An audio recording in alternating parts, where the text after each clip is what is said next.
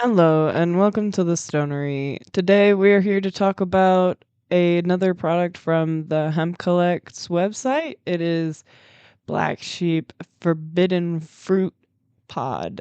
This is their pod system. It's a battery and vape pod, and let's get into it. This one is from the Hemp Collect, which we've heard a lot about. The Hemp Collect has 3 lines of cannabis that is their, main lines that is yeah, sorry, English is not working for me right now. These are their 3 lines of cannabis, and it is Modern Herb, Black Sheep, and Highlights.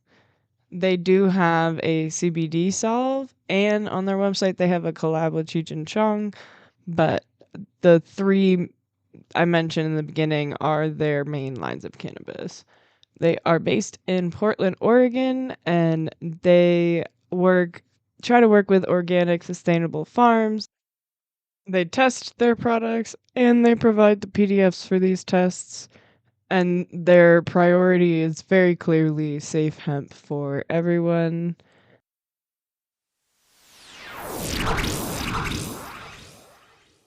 All right, this one I don't think I actually finished because I think I lost it. But I do remember this one kind of being okay. It definitely had a cannabis forward flavor and was not quite as sweet as the other pods that I got during this order or have tried from them before. I just I wasn't thrilled with the flavor, but I tend to be really picky and I like sweet things and you know.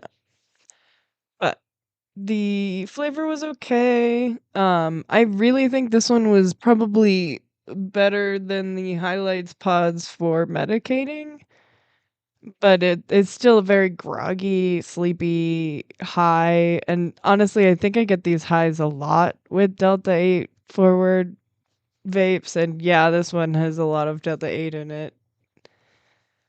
Not my favorite to buy, but it happens. I I did have this one help with nausea a little bit, but in general, I was not, devastated when I lost this one, and honestly, I lost this one a lot. There was a few times where I just, had no idea where it was, and I was like, "Yeah, oh well, I've got other things to try." For the bud ratings, the appearance, I gave it a 5 out of 5. I always love the I always love the Hemp Collects packaging. It's really quality and they put a lot of thought into it. The smell, I gave a 2 out of 5 because it was again not my favorite smell. I gave the flavor a 1 out of 5. Was not my favorite flavor. I've had a lot of vapes that I like way more than that one. Especially even just cannabis flavor. There's other vapes that I've had that have maybe it's the strains, but either way, the high I gave a 3 out of 5 because it did get me a little high. It gave me a little, relaxation when I needed it. And finally, for the medicinal properties, I gave this one a 3 out of 5, averaging this one out to a 2.8 out of 5. Not bad, but I personally don't want to try these again. I'm not a huge fan that there's Delta 8 in them. I definitely am somebody with high anxiety and lot of mental health problems, so I don't want to trigger anything. THCA and THCA products are always going to be better in my body anyways. This vape had THCA, Delta 8, Delta 9, CBN, CBG, CBD, and THCV. Whole slew of cannabinoids.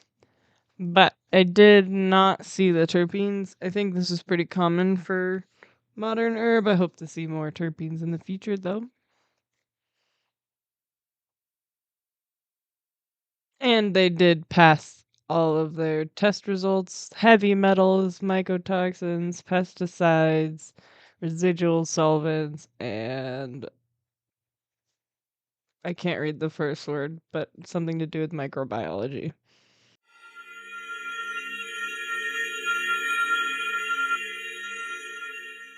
This one came in the standard box that has the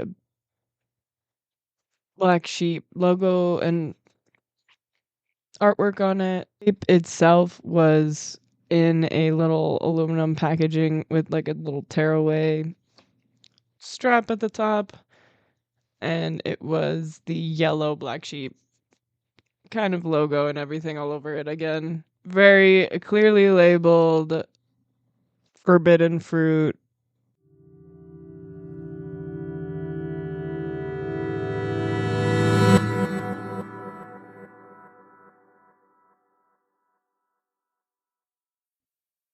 That's kind of it for the forbidden fruit pod. But if you guys want to stick around, I do want to talk about a dispensary I visited this week. It is currently November 11th, and I visited them yesterday. But the dispensary is Kefikana, and I think I'm pronouncing that correctly, but either way. They are a really cute dispensary in downtown Hendersonville and in Rutherfordton. Sorry, there's no way I'm gonna pronounce that better. um, but they started in Rutherfordton and they just opened in Hendersonville in September, I think she said. And there's a lot to talk about. They have emailed me already with my questions. I have flower to review from them that I've been enjoying, and I really hope you guys will stop by at some point. I'm going to be there again on Friday, and I know this isn't going to come out until next week or something like that.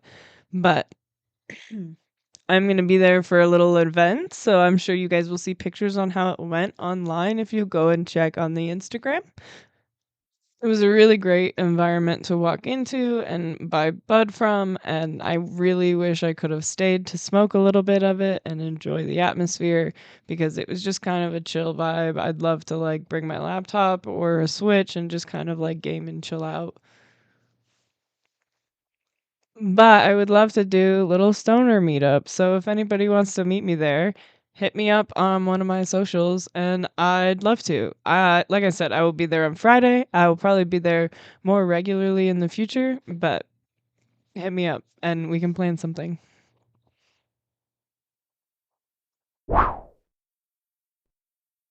Like I said, today's episode is a shorty. So thank you for listening and tune in next week. Hopefully, we'll start getting more full content. I really enjoy reviews. I want to start doing more videos. I'm really trying to lock in on the podcast. So, if you guys have any suggestions, let me know. Thank you so much for listening to this week's podcast. The best way to support the podcast is to tell your friends about me.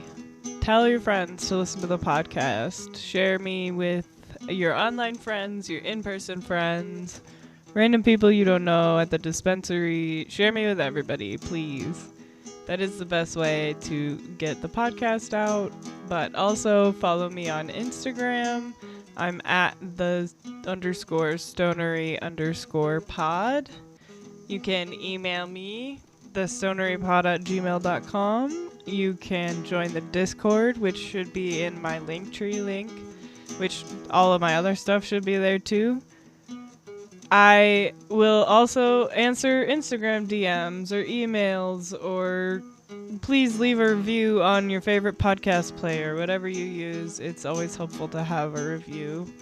I know it's nicer to look at a podcast that has a review than doesn't, you know. I tend to actually get my podcasts word of mouth. That's how I find more podcasts, either from my friends, my coworkers, or my podcasts. Honestly, some of them are because my podcast had somebody on and I fell in love with them and I wanted to listen to their podcast. But that is all, folks. Have a wonderful day and stay medicated.